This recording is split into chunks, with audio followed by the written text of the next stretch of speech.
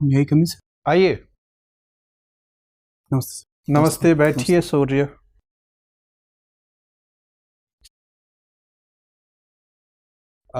अपनी जाति या संप्रदाय की संकेत किए बिना बोर्ड के सदस्यों को अपना परिचय दीजिए। सर, मेरा नाम सूर्य प्रताप है।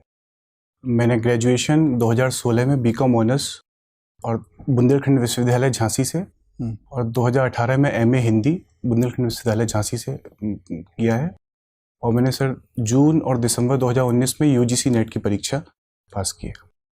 अच्छा, मैं झांसी उत्तर प्रदेश का निवासी हूँ। तो इस लिहाज से तो आपको अध्यापन के क्षेत्र में जाना चाहिए था। आपका जो रुख है, आपने एमए किया है, यूजीसी नेट भी क्लियर किया है, तो ये सब तो पात्रताएं अध्यापन के लिए ठीक है। प्रशासन का रुख क्यों कर लिया? सर, यूजीसी नेट की परीक्षा तो मतलब उसी पर्पज से पास की थी सर, मतलब तैयारी की थी। लेकिन सर वो भी एक विकल्प के तौर पे है, लेकिन सर मेन फोकस मेरा सिविल सर्विसेज के लिए। अच्छा, पहली वरीयता आपके प्रशासन बनने की है? जी सर। ठीक है, क्या करेंगे प्रशासक बन के? सर, अगर बिहार पीसीएस में मेरा चयन होता है तो अगर मैं एसडीएम के लिए चुना जाता हूँ या किसी भी प्रशासनिक अधिकारी, तो सर जो भी उस अनुमंडल में अगर मैं चुना गया तो सर उस अनुमंडल में जो भी सरकार की योजनाएं चल रही हैं और जो भी सर कितने अनुमंडल हैं बिहार में? सर 101। आजकल अमेरिका से हमारी दोस्ती तो बढ़ती जा ही रही है, लेकिन ऐसा लग रहा है कि हम अमेरिका के पिछलग्गू बनते जा रहे हैं। जी सर। अमेरिका के एक राष्ट्रपति ने चाहा कि हम चीन से भिड़ जाएं, तो हम भिड़ गए। अब दूसरे राष्ट्रपति चाहते हैं कि हम शांत हो जाए, तो हम 6 महीने से शांत हो गए हैं। हमारी अपनी कोई स्वतंत्र विदेश नीति आपको लगता है? सर, मैं आपकी बात से पूर्ण रूप से सहमत नहीं हूँ सर। हाँ, इस बात में सर बात ये है कि कुछ दिनों से सर लगभग 5-6 वर्ष से वर्तमान जो सरकार है सर, अमेरिका की बहुत सारे नीतियों से सर उनको पालन कर रही है, उनके साथ समझौते कर रही है। और चीन नीति भी अमेरिका की तरह ही भारत कुछ माध्यम में डिसाइड कर रही है चीन के साथ। लेकिन सर इस तरह से पूर्ण रूप से कहना कि हम उनके पिछलग्गू बन रहे हैं सर, सही उचित नहीं हो। अच्छा, सूर्य प्रताप जी। उपन्यास पढ़ने के अलावा आप खाली समय में क्या करते हैं? मैम, उपन्यास ही मेरी हॉबी है, तो मैं कहानी और उपन्यास ही ज़्यादातर मैं यही पढ़ता हूँ। लिखते भी हैं या सिर्फ पढ़ते हैं? मैम, थोड़ा बहुत लिखना शुरू किया था, मतलब ऐसे लगातार लिखा नहीं, लेकिन पढ़ता जरूर हूँ। चलिए ठीक है। आखिरी उपन्यास कौन सा पढ़ा है? मैम, मैंने 12th फेल पढ़ा था अनुराग पाठक जी का। संक्षिप्त में 3-4 सेंटेंस में बताइए कि क्या कहानी है। मैम, जो 12th फेल उपन्यास है अनुराग पाठक जी का, वो सर मैम जो अभी वर्तमान में मनोज शर्मा उसके नायक हैं और वर्तमान में वो आईपीएस अधिकारी हैं महाराष्ट्र में, उनके जीवन पर, उनके जीवन दर्शन पर वो उपन्यास लिखा गया है। और उनकी मेहनत जो एक उसका नाटक का, उस उपन्यास का नाम 12th फेल है, तो उसका यही कारण है कि वो 12th में फेल हो गए थे नकल न करने की वजह से, नकल न कर पाने की वजह से। तो फिर मैम वो दोबारा 12th की परीक्षा पास करके और बड़ी मेहनत करके फिर आईपीएस की परीक्षा पास करके पहुँचे हैं। तो उसमें उनके कुछ प्रेम संबंध और उनके मेहनत को पढ़ाई के प्रति दर्शाए।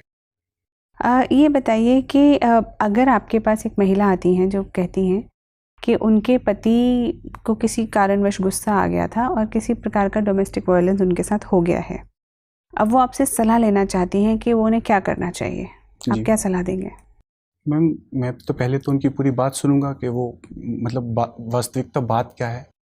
पहले मैम उनको अपने स्तर पर मैं समझाऊंगा कि अगर वो समझ के, या इस तरह का मैम बात नहीं है कि उसकी एफआईआर की जाए या पुलिस में शिकायत की जाए, तो उनको मैम समझा के मैं कि एक मौका और दें, इस तरह से अगर चीज़ें संभल जाएं। और मैम अगर इस तरह का कोई अपराध किया गया है जो मैम मतलब अपराध के दायरे में आता है, अगर इस तरह का कुछ आरोप वो लगा रही हैं, तो मैम सर उनको पुलिस के में जाने के लिए कहूँगा मैं। डोमेस्टिक वायलेंस में क्या लेवल है जिसके बाद एफआईआर होनी चाहिए? मैम, ऐसा लेवल तो मतलब नहीं कुछ है, लेकिन अगर कुछ भी अमर्यादित या गैर कानूनी कृत्य किया गया है तो वो मैम अपराध के श्रेणी में आएगा। धन्यवाद। आइए सूर्य, बैठिए। कैसा लग रहा है? सर थोड़ा नर्वस था मैं, घबरा रहा था सर। ठंड भी लग रही है क्या कुछ? नहीं, ठंड नहीं सर, थोड़ा घबराहट ही हो रही थी मुझे, थोड़ी सी घबराहट है। ठीक है, वो तो थोड़ा बहुत प्रेशर तो रहता ही है। देखिए, जो कसौटियां हैं जिस पर आपको थोड़ा सा चौकन्ना रहना है, सचेत रहना है, प्रवेश आपका ठीक है, और जो औपचारिक तौर पे अनुमति मांगनी चाहिए वो आपने अनुमति मांगी। अभिवादन करने में उतना आप मुखर नहीं थे, तो वहाँ बोर्ड में जब जाइएगा तो ये सब स्टेप्स ध्यान रखिएगा, एकदम मुखर स्वर में। सर वहाँ जैसे प्रणाम करना है सर, गुड इवनिंग करना है, क्या ये पहले से तय कर लीजिए। नहीं मैं पूछ रहा हूँ सर, क्या करना चाहिए दोनों वहाँ आप कर पर? सकते हैं, अच्छा आइदर और। जी सर। आपको जो सहज महसूस हो। जी सर। अगर आप नमस्ते कहना चाहते हैं तो सर ऐसे हाथ जोड़ना है अगर नमस्ते या प्रणाम कर रहे हैं तो, या सिर्फ गर्दन झुकाकर कर सकते हैं सर? गर्दन झुका के भी कर सकते हैं। नमस्ते हो गया ना, जो कि शब्द में जी ही, जी सर। तो वो तो पुराना प्रसंग आपको हिंदी साहित्य के विद्यार्थी हैं, जी पता ही होगा। जी सर।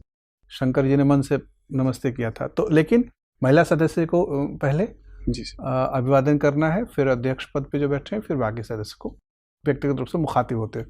तो अभिवादन करने में झिझक नहीं होनी चाहिए, स्पष्ट ध्वनि में हो। देखिए ये सब संकेत देते हैं कि आप जो प्रशासनिक सोपानक्रम है, जी जो हायरार्की है, उस हायरार्की का शासन स्वयं अपना रहे हैं। आपको पता ही कि स्वयं शासन को अपनाने को अनुशासन कहते हैं। जी सर। तो जब ये आपकी समझ का भी सूचक होता है कि आप सोपानक्रम को समझते हैं, उसके महत्व को समझते हैं, और अपनी पोजीशन कहाँ है इसके महत्व को भी समझते हैं और स्वीकार करते हैं। जी सर। ठीक है, तो वो शासन को स्वयं जो अपनाता है, ये कहा जाता है कि अच्छा कमांडर वही होता है जो अच्छा कैडेट होता है। जी सर। ये जो अच्छा फॉलोअर होता है वही अच्छा लीडर बन सकता है। तो आप शुरू में सोपानक्रम के शासन को स्वीकार करेंगे, तभी आप सत्ता जी सर। का उपयोग सही कर पाएंगे। ये एक मैसेज देना होता है, संकेत करना होता है। इसलिए मुखर स्वर में अनुमति लेना, अभिवादन करना, बैठने पे धन्यवाद कहना, ये सब एक आदतन सहज रूप से आ जाना चाहिए।